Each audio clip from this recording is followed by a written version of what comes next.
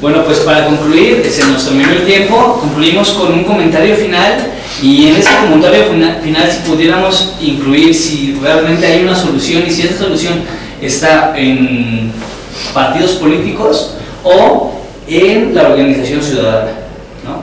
Como último comentario, y adelante, por favor, doctor Sergio. Bueno, pues yo para concluir, creo que se han vertido muy buenas opiniones en esta mesa, pero no podemos ser ajenos a hacer énfasis desde luego en la situación económica actual, reformas que iban a cambiar el contexto mexicano ante el escenario global, el nuevo escenario global que nos plantearon de oportunidad de hacerlo ahora o nunca, el contexto que da el doctor muy acertadamente de presentar una paraestatal en quiebra que simulada desde luego para acelerar este proceso de privatización que traía y trae todavía una consigna muy específica. La transparencia en el país, la rendición de cuentas, insisto mucho, y el informe en tiempo real que debe de existir de todas las instituciones que dependen del Estado, autónomas y desde luego que están al servicio de los ciudadanos. No ha sido la real de este gobierno y creo que ya no va a ser,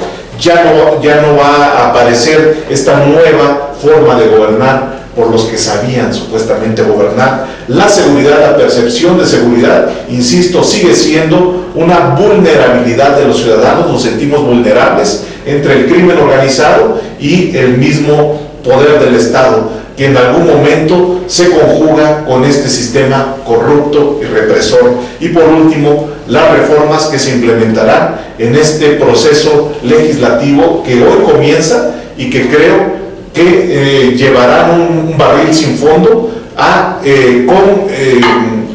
concretar sobre todo en contra de este beneficio colectivo que debe existir, las reformas constitucionales, y ahí lo dejo para partidos políticos, sí. Partidos políticos, definitivamente está agotado el sistema de partidos en México, está completamente corruptos los partidos políticos, no existe una confianza del ciudadano, del elector, hay una crisis de credibilidad de los partidos políticos, y la alternativa hoy por hoy es la sociedad civil, organizada desde luego en un frente común, que somos los que queremos lo mejor para México. Gracias, gracias. Aquí el doctor. Bueno, yo insistiría en la necesidad de perspectiva histórica. Es imposible que haya una recuperación del proyecto histórico sin una cabal comprensión de cuál es la actual estructura de poder, que explique por qué los partidos no representan, y que también explique, una vez que la sociedad tenga conciencia y se autoorganice, cómo se va a manifestar política y electoralmente. Y es algo que se tiene que resolver. Observemos cómo el pueblo boliviano, sus organizaciones indígenas, cocaleros en particular, colocaron en la presidencia de la República a un representante indígena.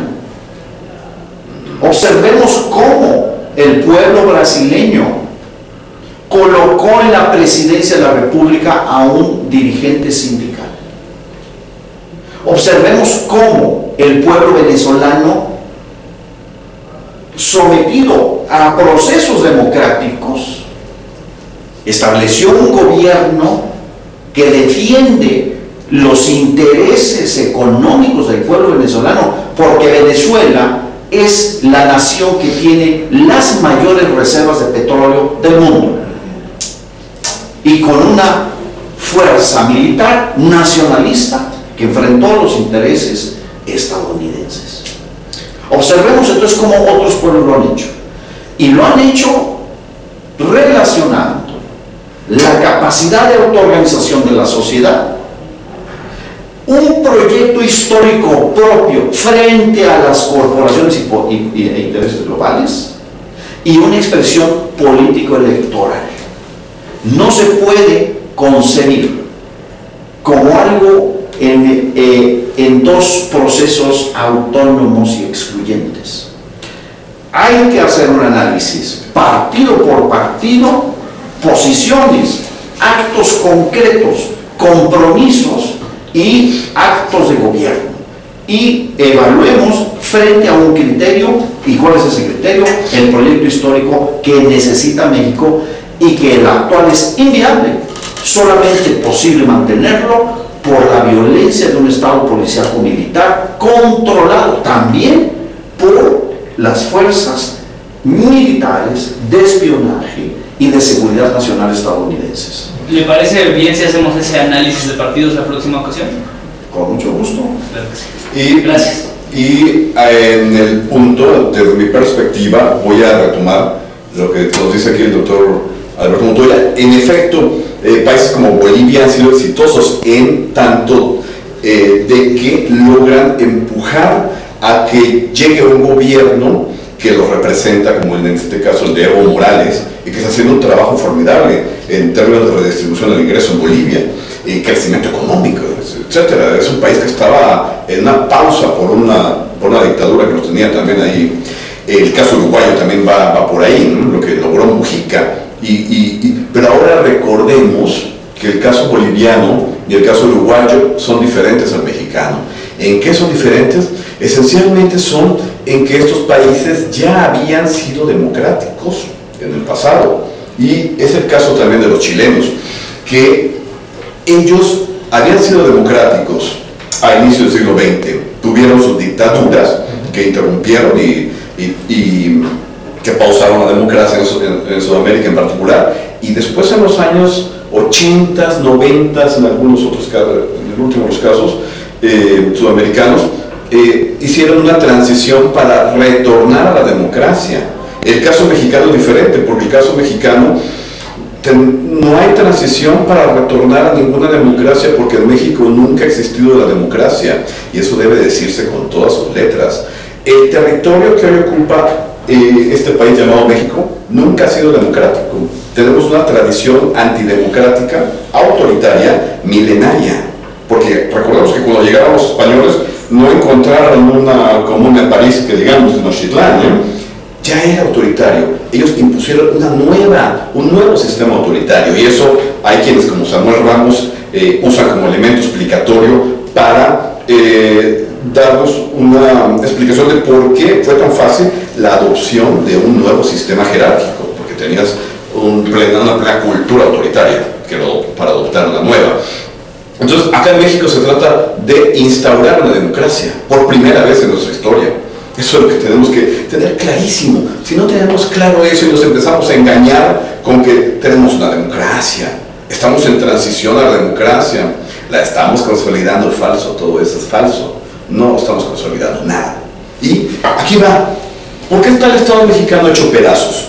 Primero, porque hemos perdido la confianza en ellos. Porque hemos perdido la confianza. ¿Están haciendo cosas peores que en el pasado?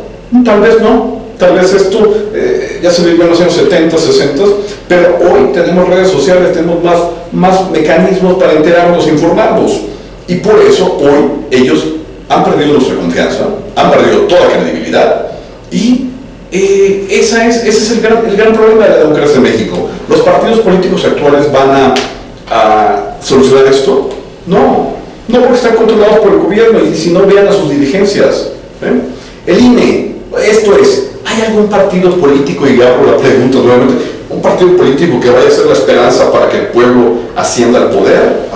No, porque hay una aduana llamada INE que también viene controlada por los partidos políticos y el gobierno. Entonces, pero no estamos en la misma circunstancia del pasado. No, nunca estamos en el mundo igual que el segundo previo. No, pero todo cambia. Sí hay una diferencia histórica. Y yo le voy a terminar de decir algo. En el 2006 hubo una voluntad popular que escogió, vamos a decirlo, con nombre y apellido, a la mayoría de México escogió a Andrés Manuel López Obrador para ser presidente de México. Y no lo permitió el IFE en su momento, por Luis Carlos Ugalde se ha disculpado, hasta como un libro explicando las razones que están detrás. No importa, hay un mecanismo por el cual no es posible que alguien emanado de la voluntad popular se siente en la silla presidencial. Y las condiciones de 2006 en los órganos electorales traídas al 2015 no han cambiado, y por el contrario, lejos de eso, se ha agravado el control que se tiene de los organismos electorales. Y con esto concluyo mi participación.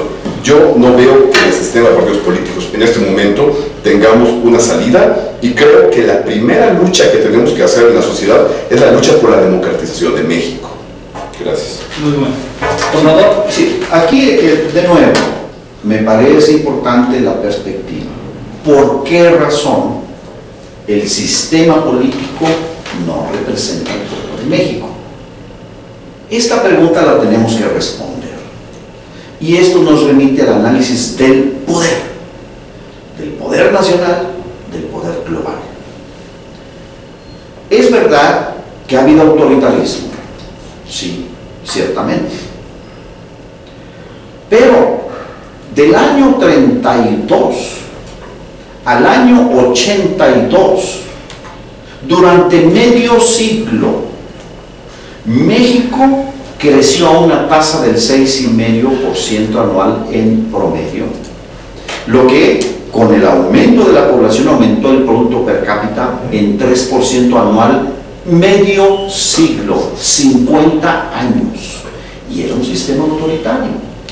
Y el problema que se planteaba era justamente el problema de la distribución, el problema del autoritarismo. Hoy no somos ni democráticos ni prósperos. Pero desde el año, seguimos siendo autoritarios. Desde el año 82 al presente, durante 30 años, se cambió la economía política, por la cual el Estado-nación mexicano quedó subordinado al poder de las corporaciones financieras, industriales y a los designios de Estados Unidos como potencia hegemónica. Pasamos de un autoritarismo nacionalista a un autoritarismo colonialista. Sí, pero pero es muy importante esto para entender por qué razón. Uno, hay un fraude electoral. No solo en el 2006, en el año 88 hubo fraude electoral. Claro que sí. El año 94 se asesinó a Luis Donaldo Colosio y fue sustituido el candidato del PRI por Ernesto Zedillo. El año 2000 se planteó que el problema era sacar al PRI de los Pinos a punta de botazos y sacar a las tepocatas y las víboras negras por un expresidente de Coca-Cola cuyo padre era estadounidense y su madre española, y que no tenía ningún compromiso con un proyecto histórico de los mexicanos, y por eso se convirtió en un gran fraude político a la nación. 2006, haya sido como haya sido, otro fraude. 2012, de nuevo, la compra de la voluntad popular de la mayoría empobrecida, manipulada con spots, con un gasto totalmente sin ningún control de las instituciones que deberían de vigilar por el funcionamiento correcto de los procesos electorales. ¿Cuál es la conclusión de este análisis? Muy breve. Hay una vulneración sistemática de la representación del pueblo de México en los poderes públicos.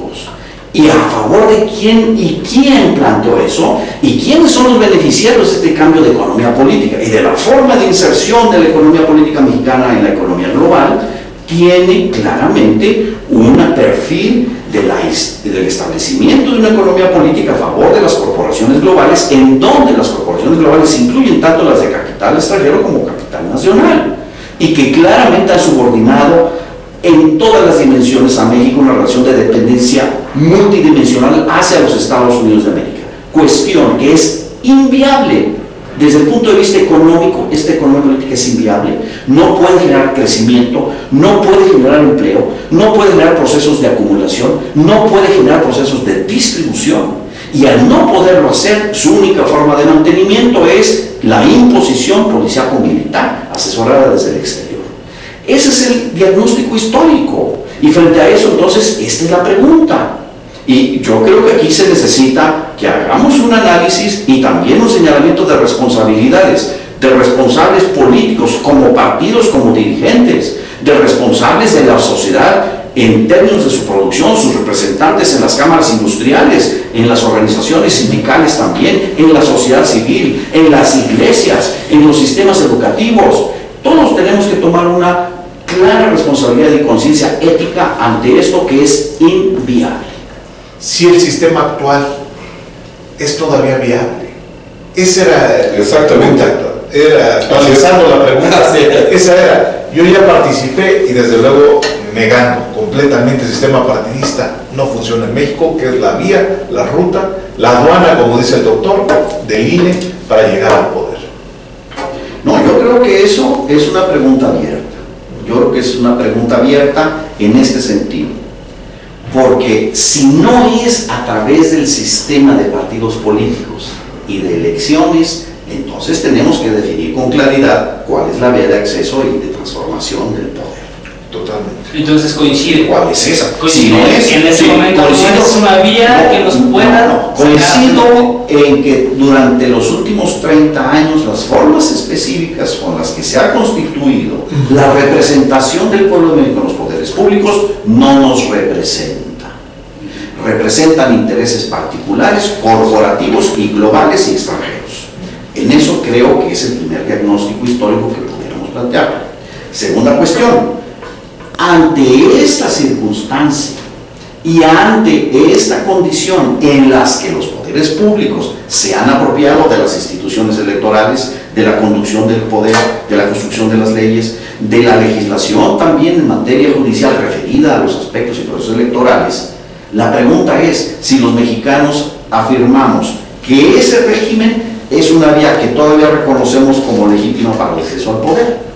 Si nosotros decimos que sí, entonces tendríamos que ver con qué partido es posible, si es que, o sea, si la afirmación de que sí es posible, quiere decir que hay algún partido, o lo construimos, o participamos, o se expresan en alguno. Si se concluye que no, entonces hay que plantear cuál es la otra vía. Si no es esa, ¿cuál es? Es un buen reto, ¿no? Hacer este análisis.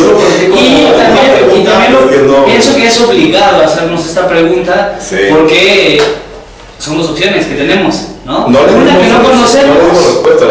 no conocemos, y la otra que ya conocemos, que no funciona. Bueno, no, sí, me refiero a... Pero dejemos a una segunda parte, otra mesa más. Nosotros invitamos para que próximamente ya quedó abierta y nos planteemos sobre la estas temática. vías, cómo podemos Somos partidos políticos. nuestro problema puede ser ese o nuestra solución, ¿no? Pero bueno, entonces les agradezco muchísimo su participación. Siempre es sano hacer este tipo de ejercicios. Hay puntos que no se pueden encontrar nunca, pero hay puntos que sí se encuentran y en los cuales pues, nos sirve como ejercicio de enriquecimiento. Y pues les agradezco mucho a que hayan estado aquí. Doctor. Muchas gracias. Gracias. Muchas gracias.